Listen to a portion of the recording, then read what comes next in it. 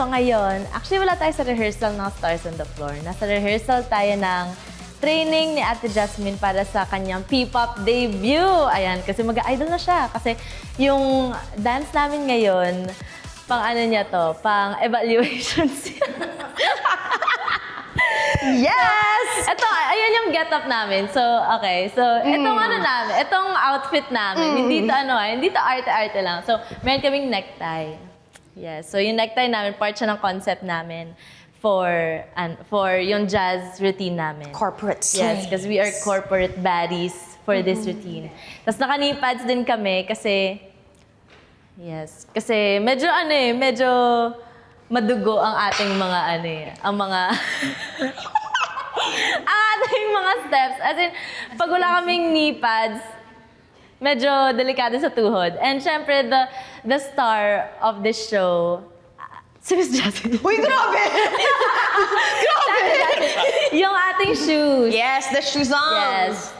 So these are called character shoes. Character shoes. And ito yung gagamitin natin sa jazz routine natin. And first time namin magsuot pareho ng character shoes. So medyo naninibago pa yung mga paa namin. As in, kaya ako naka-socks. Naka-socks ako kasi sugat-sugat na yung mga paa namin. Yeah.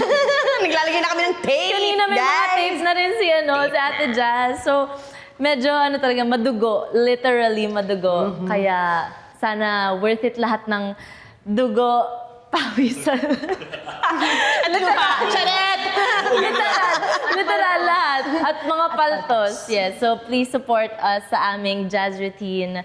Yes, the Stars on the Floor. And of course, please support Ate Jasmine for her P-pop debut. Yes! Road to P-pop! Charet! Ang aming trainee, P-pop Ang lakas trainee. ko! P-pop talaga yung supporter ko. Yes. Ah! See you guys! Aside from the confidence din and yung belief sa sarili, I think trust din talaga with each other is very Yes. important in this piece. Kasi ang daming interactions with one another na you really have to, parang kailangan talaga ng saluhan. Not just with the jazz, with everything talaga in this competition, kailangan magsaluhan talaga yung bawat duo. And I think that's something na we keep working on talaga, even until now. And yeah, I think for me, ayun, and I think yung pagod talaga, ayun yung iniisip ko. Ayun lang yung iniisip ko dito, parang yung pagod. Paano ko siya lalabanan? Oo. Ayun yung iniisip ko. Actually, na isang gabi na iyak ko na to.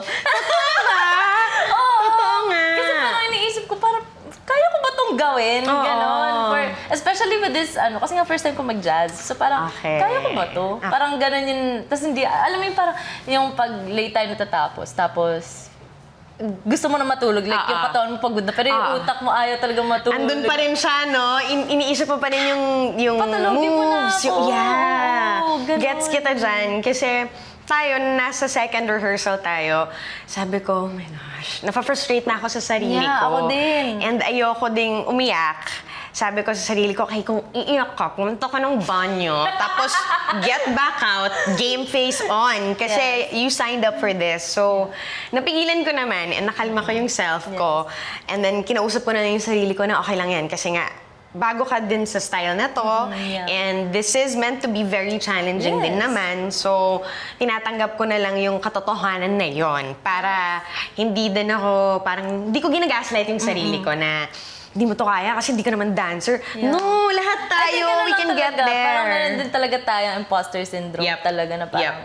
Alright, so we're back. Kinuha lang namin ang aming jazz shoes, di ba? Ito yung shoes namin for this routine. These are character shoes.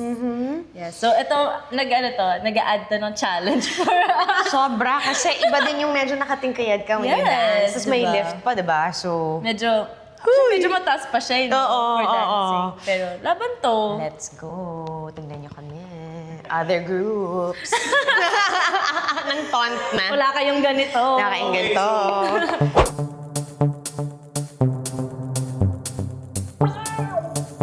Pababa, then one. Yes.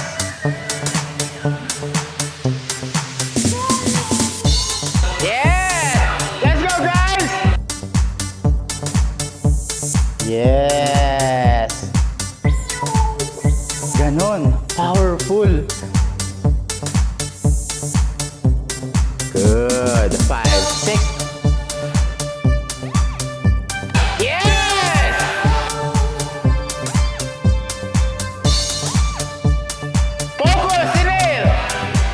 Higa kayo, higa! Focus!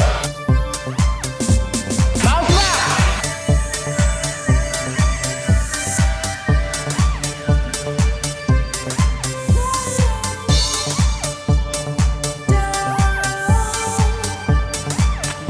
Good! Tense.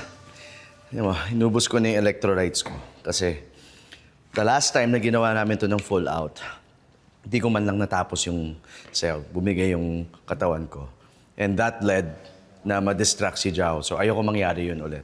So, pinaprep ko yung sarili ko. Nag-jump rope ako. Dala ko ng lakas ng lungs ko. At maraming tubig. Sana hindi mangyari. So, tingnan natin tong all out. So, I'm sure may impress kayo. Abangan nyo ah. Watch me. I can feel the experience from Kuya Rocco being in this industry. Parang madami na siyang nagawa.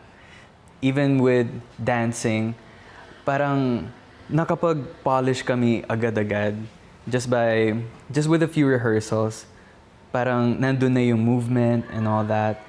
Like with his natural crump stance, that swag. Parang gusto ko siyang i-meet doon sa middle. Ganun. 1 and 2, 3 and 4, 5, 6 and 7, 80 and 1. Throw. Yon. Nahuli lang ng konti si Jao, but it's good. Ako, nung diagnostics pa lang, nakita ko na yung power ni Jao kung paano siyang sumayaw. Na-motivate ako kung gaano kalinis siya i-execute ang mga moves. Yun ang nag-push sa akin na, sige, pag uwi ko, iayusin ko, pupulido ko tong gantong move na to sa gantong oras para mas maganda talaga tingnan. So, Dancing with Jao, kumbaga, na-inspire ako lalo na gumaling as a dancer. Yeah, so totoo. Yan ang nabigay mong vibe sa lahat ng tao. Actually, sa buong group, sa celebrities. Ikaw yung parang, wow! Lahat kami na pag ganun. Parang, itutuloy ko pa ba na sumali sa Stars on the Floor? So, more than the intimidation, kumbaga, ang naibigay mo actually sa amin was a push of hope. Oh, wow. Na parang gusto ko Shocking. makapartner to. I'm gonna cry. Episode 3, sa akin nabigay si Chow. So happy. Thank you. Yes.